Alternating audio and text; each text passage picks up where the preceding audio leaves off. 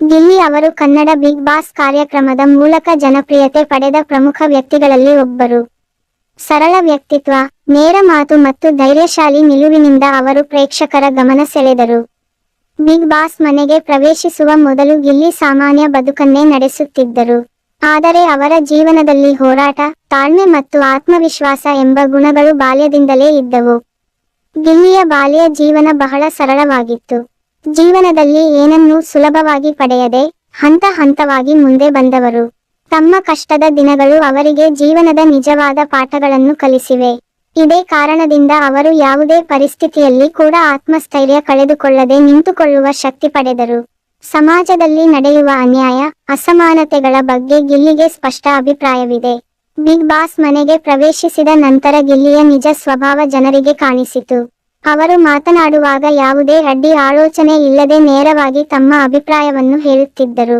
ಇದರಿಂದ ಕೆಲವೊಮ್ಮೆ ವಿವಾದಗಳು ಉಂಟಾದರೂ ಅವರ ಪ್ರಾಮಾಣಿಕತೆಯನ್ನು ಬಹುತೇಕ ಪ್ರೇಕ್ಷಕರು ಮೆಚ್ಚಿದರು. ಆಟದ ತಂತ್ರಕ್ಕಿಂತ ಸತ್ಯ ಮತ್ತು ನ್ಯಾಯಕ್ಕೆ ಹೆಚ್ಚು ಮಹತ್ವ ನೀಡಿದ ಸ್ಪರ್ಧಿಯಾಗಿ ಗಿಲ್ಲಿ ಗುರುತಿಸಿಕೊಂಡರು.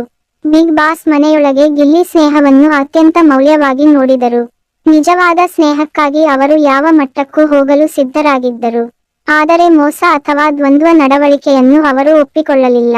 ಇದರಿಂದ ಕೆಲ ಸ್ಪರ್ಧಿಗಳೊಂದಿಗೆ ಅವರ ಸಂಬಂಧ ಕಠಿಣವಾಗಿತ್ತು. ಆದರೂ ತಮ್ಮ ತತ್ವಗಳಿಗೆ ಬದ್ಧರಾಗಿ ನಿಂತಿರುವುದು ಗಿಲ್ಲಿಯ ದೊಡ್ಡ ಶಕ್ತಿಯಾಗಿದೆ. ಬಿಗ್ ಬಾಸ್ ಕಾರ್ಯಕ್ರಮದ ನಂತರ ಗಿಲ್ಲಿಯ ಜೀವನದಲ್ಲಿ ದೊಡ್ಡ ಬದಲಾವಣೆ ಕಂಡುಬಂದಿದೆ. ಜನರ ಪ್ರೀತಿ, ಅಭಿಮಾನ ಮತ್ತು ಗುರುತಿನೊಂದಿಗೆ ಅವರು ಸಮಾಜದಲ್ಲಿ ಪರಿಚಿತ ಮುಖವಾಗಿದ್ದಾರೆ. ಸೋಷಿಯಲ್ ಮೀಡಿಯಾದಲ್ಲಿ ಗಿಲ್ಲಿಗೆ ದೊಡ್ಡ ಅಭಿಮಾನಿ ಬಳಗವಿದೆ. ತಮ್ಮ ಅಭಿಮಾನಿಗಳೊಂದಿಗೆ ಸಂಪರ್ಕದಲ್ಲಿದ್ದು ಪ್ರೇರಣಾತ್ಮಕ ಸಂದೇಶಗಳನ್ನು ಹಂಚಿಕೊಳ್ಳುವುದು ಅವರಿಗೆ ಇಷ್ಟ. ಒಟ್ಟಿನಲ್ಲಿ ಗಿಲ್ಲಿ ಅವರು ಹೋರಾಟದಿಂದ ಬಂದ ವ್ಯಕ್ತಿ. ತಮ್ಮ ನಿಜತನ, ಧೈರ್ಯ ಮತ್ತು ಸರಳ ಸ್ವಭಾವದಿಂದ ಜನರ ಮನಸ್ಸು ಗೆದ್ದಿದ್ದಾರೆ.